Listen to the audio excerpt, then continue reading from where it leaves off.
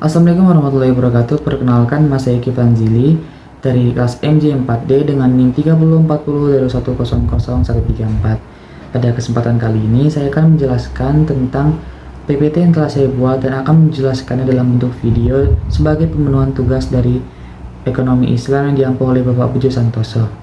Berikut penjelasannya.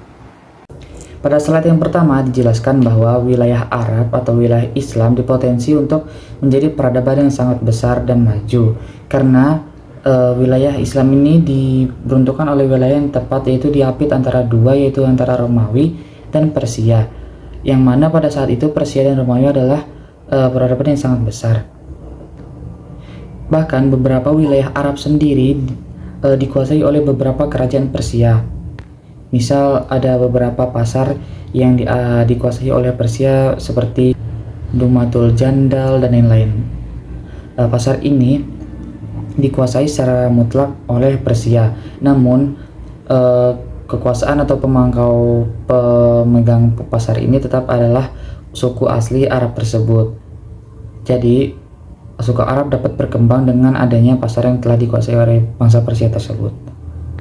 Keadaan ini memungkinkan terjadinya silang kebudayaan antara peradaban yang saling menguntungkan satu sama lain. Apalagi orang Arab memiliki kepentingan agar komoditasnya seperti wangian, wol, dan sutra laku di pasar, sehingga kebijakannya dibuat sedemikian rupa demi tujuan tersebut. Nah, dengan adanya beberapa hal yang masuk ke dalam Arab atau beberapa pengetahuan yang masuk ke Arab itu menjelaskan bahwa ilmu pengetahuan juga merupakan salah satu penyebab unsur peradaban yang masuk ke Arab. Nah, proses ini terus mengalami dinamika dari masa awal masa Rasulullah hingga pada masa dinasti besar seperti Umayyah, Abbasiyah, dan lain-lain. Nah, pada masa Umayyah, Islam menyebar ke Afrika Utara, India, dan Australia, Andalusia, Cina, dan Asia Tengah. Masa ini terjadi reformasi administrasi pemerintahan dengan terbentuknya departemen-departemen. Kemudian proses Arabiasi yang masih pada masa Abdul Malik dan Abi Marwan. Proses ini dimulai dari penggunaan bahasa Arab sebagai bahasa nasional dan bahasa resmi pemerintahan, penyempurnaan tulisan Arab, dan dicetak mata uang khusus pada dinasti Umayyah. Selanjutnya, periode berikutnya, kiat mengembangkan peradaban melalui aktivitas akademik juga digalakkan pada masa dinasti Abbasiyah, tepatnya pada masa Abu Ja'far al-Mansur 754 sampai 775 Masehi. Nah, ini yang menjadi perbedaan mencolok di antara dua dinasti awal, yaitu dinasti Abbasiyah dan dinasti Umayyah, di mana Umayyah lebih berfokus pada perbaikan sistem ekonomi politik, sedangkan dinasti Abbasiyah lebih pada pembangunan peradaban melalui aktivitas keilmuan. Nah, pada slide selanjutnya dijelaskan ada 6 pemikiran pada para ahli yang ada pada dinasti Abbasiyah. Yang pertama ada pemikiran ekonomi Abu Yusuf. Nah, pada pemikiran Abu Yusuf ini satu ulama mazhab Hanafi yang melopori penulisan ikhtiar riwayat-riwayat hadis dan astar atau perkataan dari tabi'in atau sahabat.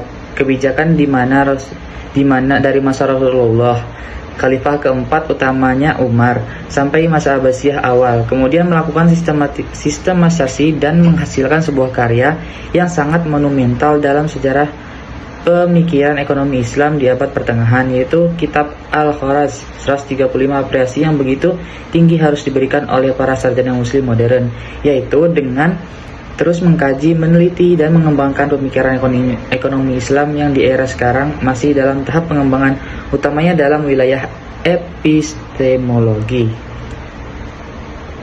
Nah, selanjutnya ada pemikiran ekonomi Asyabani. Asyabani adalah ulama yang banyak berguru pada ulama-ulama, yaitu fikih dan kredibilitasnya sudah diakui oleh banyak kalangan ulama lain.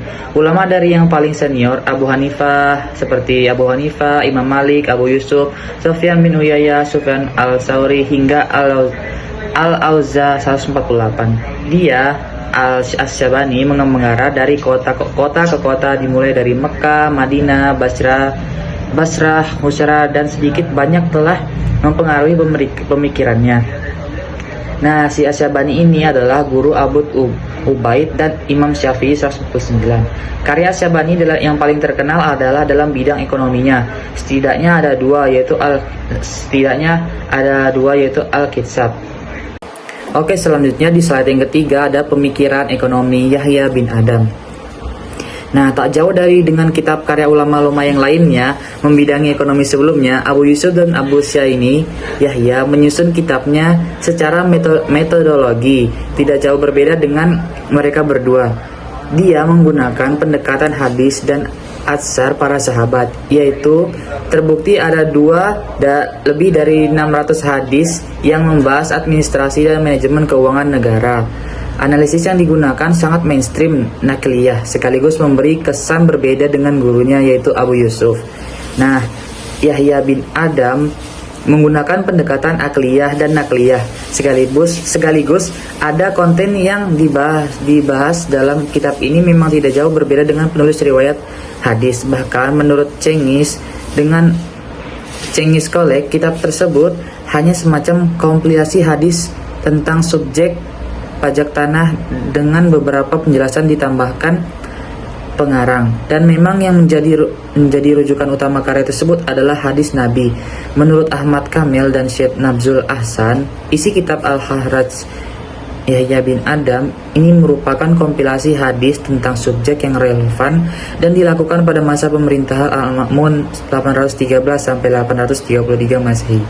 Selanjutnya pada slide pemikiran yang keempat ada pemikiran ekonomi Abu Ubaid. Abu Ubaid dalam pemikirannya menekankan pentingnya peran negara dalam setiap keputusan pengambilan kebijakan. Apalagi dalam bidang ekonomi, dia menyerukan kepada para pemangku kebijakan untuk bekerja sama bagaimanapun. Ulama adalah sekelompok cendekiawan yang memiliki pengetahuan dan wawasan tentang hukum Islam, sehingga keputusan apapun memiliki resonansi dengan Al-Quran dan hadis. Negara harus menjamin terjadinya maksud syariah dan melakukan manajemen kekayaan publik dalam rangka mensejahterakan rakyat. Di posisi rakyat pun demikian, mereka memiliki kewajiban untuk taat dan tunduk pada kebijakan negara. Tanpa adanya kerjasama dan timbal balik antara dua elemen tersebut, maka penyelenggara aktivitas sosial yang di bawah pengawasan negara tidak akan kondusif. Begitulah kira-kira penjelasan pemikiran ekonomi dari Abu Ubaid. Nah, pemikiran yang selanjutnya atau pemikiran yang kelima ada pemikiran dari Al-Mawardi. Secara umum, pemikiran Al-Mawardi ini bisa dilacak dalam 3 karya, yaitu karya yang pertamanya ada Al-Ahkam Al-Sutaniyah, dan yang kedua Al-Hawi Al-Kabir, dan yang terakhir ada Adab Al-Dunya Wal Al-Din. Nah, persoalan ihwa mata pencarian seorang muslim yaitu peternakan, perdagangan, pertanian, dan industri dibahas pada Al-Mawardi dalam kitab ada Adab Al-Dunya atau kitab yang ketiganya tentang mudabarah dan dari sudut pandang berbagai mazhab. Dia membahas dalam kitab Al-Hawal, sedangkan Al-Ahkam Al-Sutaniyah mengangkat 2 tema besar, yaitu ordonasi pemerintahan dengan segala jenis dan sistem administrasi lembaga-lembaga negara seperti kehakiman. Kemudian pasal-pasal yang membahas tentang ekonomi negara di dalamnya, menjelaskan sumber pendapatan negara, serta sebagian kedua tentang mekanisme kebijakan yang ideal, dan pada bagian akhir menjelaskan tentang lembaga hisbah. Pemikiran yang terakhir ada pemikiran ekonomi Al-Ghazali. Ini ada pemikiran yang keenam. Nah, penjelasannya adalah Imam Al-Ghazali adalah ilmuwan yang terkenal membidangi beberapa kajian keilmuan. Kita semua tahu Imam Al-Ghazali. Imam Al-Ghazali juga memiliki kajian khusus di bidang ekonomi dalam beberapa karya monumentalnya. Di antaranya adalah masterpiece yaitu Ulumuddin At-Tibra Al-Masbuk fi An-Nasihah Al-Muluk dan Al-Mustafa Al-Mizan. Nah, beberapa kajian ekonomi yang masuk dalam horizon kajian khususnya adalah peran negara dan keuangan publik, evolusi pasar, barter, dan evolusi uang produksi. Nah, pemikiran ekonomi Al-Ghazali ini akan dibahas yang akan dibahas pertama adalah konsep tentang konsumsi. Bagaimana landasan dasar dalam kajian kebutuhan manusia adalah Islam itu sendiri, dan kegiatan ekonomi merupakan suatu kewajiban buat setiap muslim dengan pembebanan berbeda-beda. Nah, produksi barang untuk kebutuhan manusia adalah kewajiban sosial atau fardu kifayah. Kesenjangan kebutuhan di dalam masyarakat dapat menimbulkan kerusakan dan akan dimintai pertanggungjawaban di akhirat. Ia mengutip Al-Quran Surah Al-Qamar ayat 49 yang artinya, sesungguh telah kami ciptakan segala sesuatu dalam ukuran yang setepat-tepatnya. Nah, sekian penjelasan singkat dari saya, yaitu tentang pemikiran ekonomi di masa dinasti Abbasiyah, yaitu ada 6 pemikiran. Jika ada salah katanya mohon dimaafkan. Wassalamualaikum warahmatullahi wabarakatuh.